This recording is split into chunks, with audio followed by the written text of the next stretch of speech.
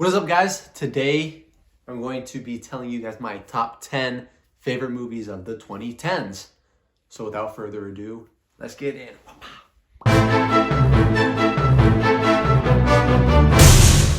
Coming in at number 10, we have Knives Out. Knives Out, directed by Rian Johnson, starring Chris Evans, Daniel Craig, Ana de Armas. It's just a really, really cool murder mystery. And I always love murder mysteries. I love the old ones. I love the books. And Knives Out just gave kind of a new little twist on it. There's the murder of Harlan Thrombey, and detective played by Daniel Craig, Detective Benoit, is trying to uncover, trying to find clues, trying to find out how he died and who killed him, because there's suspected foul play. It's a really cool movie, very dysfunctional family that's being interviewed and questioned about this. But it's super, super cool movie. You're always engaged when you're watching it. And I've seen it a couple times and I'm not tired of it yet, so it must mean it's a good movie. All right, coming in at number 9, we have Beautiful Boy. Beautiful Boy is the true story of a young man that faces a drug problem, which, leads to conflicts with his father and his siblings. And it's a heartbreaking story. But, you have wonderful performances from both Timothée Chalamet and Steve Carell. This is one you're going to want to watch with the tissue box right next to you, because it's a very authentic movie. And for many people, it could be relatable, and it's a fear for a lot of parents. But just the constant kind of going back to drugs when, you started to make progress, and the real conflict that causes with family that love each other dearly. It's a tough movie to watch, but I think it's one everybody should watch, to kind of educate yourself, kind of understand and empathize. And also, just to kind of admire some really good writing, some really good acting as well. And that's Beautiful Boy. Coming in at number 8, we have Captain America Winter Soldier. Oh, Captain America Winter Soldier. It's just one of the best Marvel movies of all time. You have Captain America kind of being reintroduced to his old friend Bucky Barnes, who is, he ends up kind of being a bad guy in this movie, the Winter Soldier. And you kind of see them fight. You see their relationship. Bucky not really knowing who Captain America is, but he does know Bucky. And there's kind of this programming in Bucky's mind, and he just wants to take Captain America out. But it's a really cool movie. Lots of action, lots of good little character arcs there. I think it's one of the best Marvel movies of all time. And yeah, I saw this in theaters. Super cool movie, Captain America, the Winter Soldier. All right, coming in at number 7, we have Shutter Island, directed by Martin Scorsese, with the fantastic Leonardo DiCaprio and Mark Ruffalo. Very cool movie.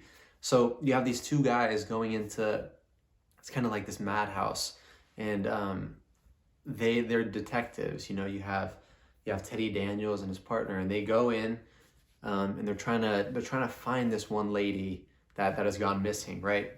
So they're trying to find this lady, but this name, Andrew Latis, keeps on coming up. So Teddy Daniels, DiCaprio's character, is trying to find this guy because he knows who that is. There's some background when it comes to the war, and you see a lot of things kind of unravel what's happened in Daniel's past with his wife, with his kids. And I'm gonna say this movie has a wild plot twist, so it's kind of hard to go too in depth with the film, but it's one you got to check out, right? Two detectives trying to find something out, but it comes to the realization that something that was meant to be found is found, but it was found in a very strange way. We'll say it like that. It's this movie, you're kind of reeled in the whole time because there's always things pulling you this way, pulling you that way. You got to watch this movie very attentively to kind of pick up on things. I've seen it a couple of times. First time was amazing. Second time was even better once you kind of know what the whole deal is. But yeah, Martin Scorsese, one of the best directors of all time. Shutter Island is one you got to check out. Number 6, we got Avengers Endgame. Now, you know what? I don't have to say too much about this film because everybody's probably seen it. Everybody knows, we got the Avengers. We got pretty much all of the MCU here fighting against Thanos. He's got the Infinity Gauntlet. It's a lot of power with that thing. And, just so much action, towards the end. I mean, I won't blatantly spoil it, but you know we lose a lot of people with the snap. It's very emotional, but very essential to Marvel's timeline. You know, I always just, whenever you get a bunch of heroes together, it just makes me so happy, makes me tense up, makes me get ready. This movie makes me want to go to battle with them. Very cool movie. You know, not too much has to be said about it because we all know how cool Avengers is, and we know how cool this movie was. But yeah, Avengers Endgame. Number 5, we got, this might be a weird one, we got The Greatest Showman. The Greatest Showman is such a good movie. You know what? I like musicals. I'm going to be honest. I like musicals.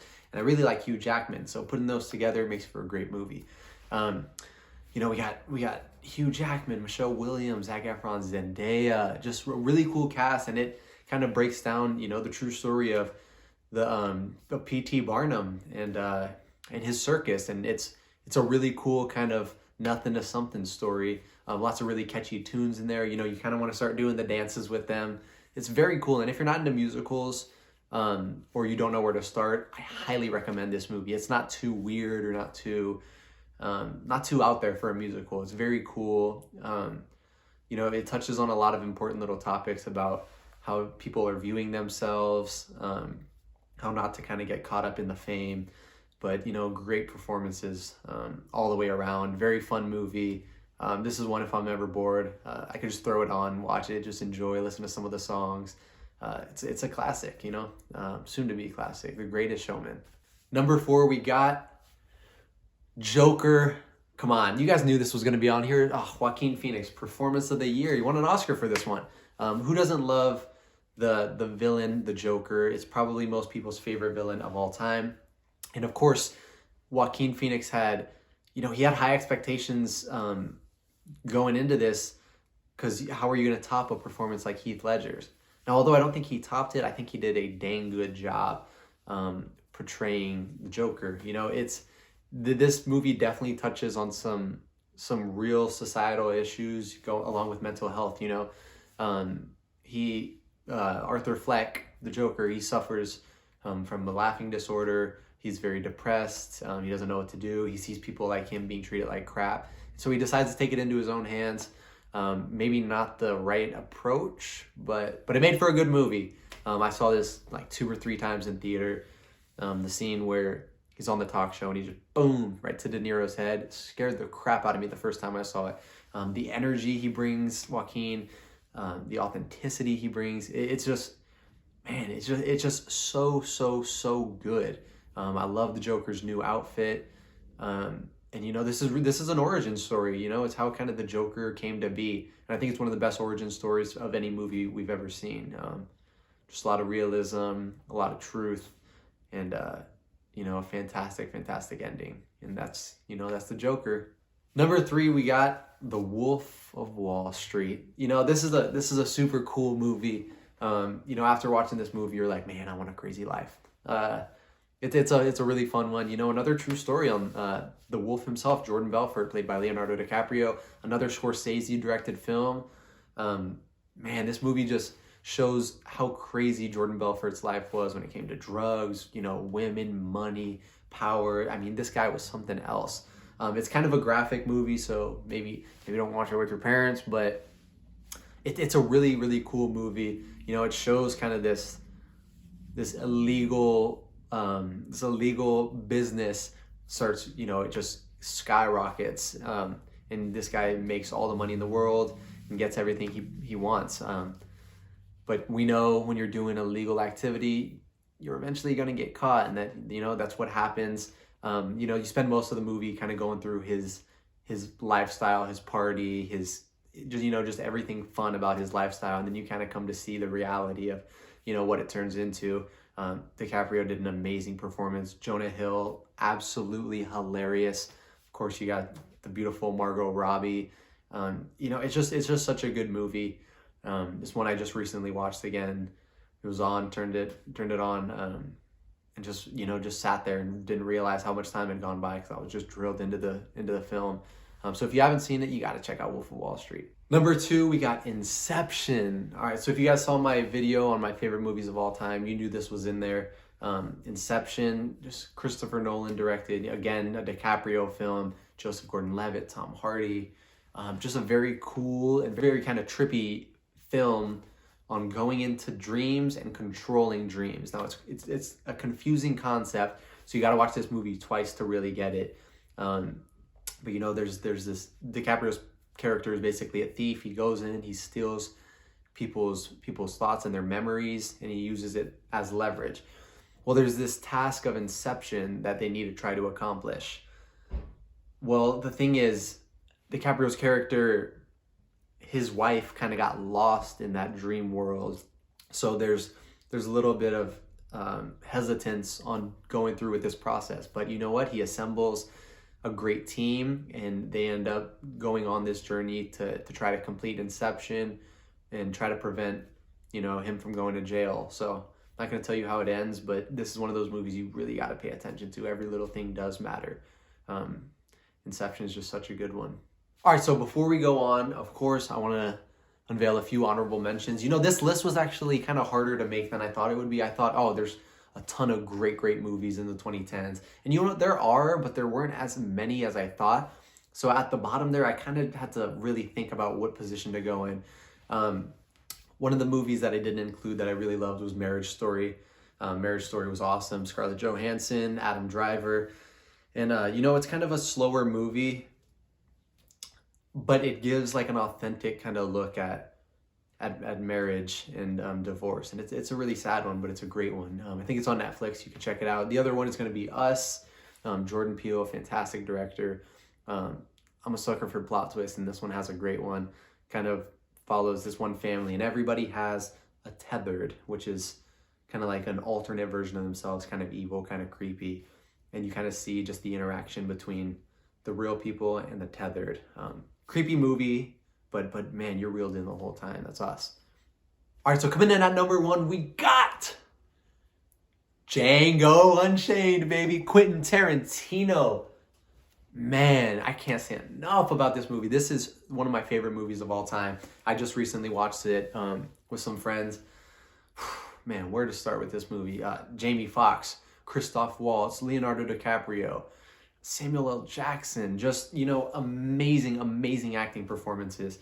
You know, it follows the story of Django, this slave that is freed by Dr. King Schultz. Well, you know what? Before I say that, he makes him a deal. He says, you know what? King Schultz is a bounty hunter, and he says, if you help me kill these men, I will give you your freedom.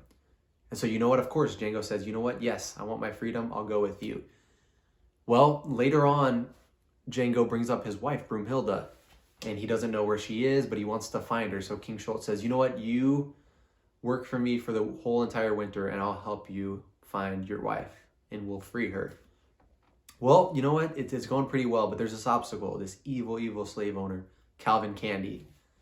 Now, Calvin Candy, you know, he's kind of on board with this crazy offer that they've made to buy one of his fighters, but they later find out that really they kind of lied about purchasing a fighter, and they really just want to take Broomhilda. And Calvin Candy is not about that at all, because they've been wasting his time kind of toying with the idea of spending a lot of money on a fighter. Well, this leads to some fighting, to some animosity between the characters, and you know what, even some death. I'm not going to tell you how it ends, but man, Django Unchained is a fantastic movie. If you haven't seen it, it's one of those, I mean, you have to see. If you haven't seen it, I don't know what you're doing. But it is on Netflix, so be sure to check it out. All right, guys, thank you for watching. I hope you guys enjoyed. If you can subscribe and leave a like, it would really help me kind of get this channel to grow a little bit. Comment what movies I missed out on, or your top 10, and we can kind of talk about the positioning there. Again, thank you for watching, and we'll see you next time.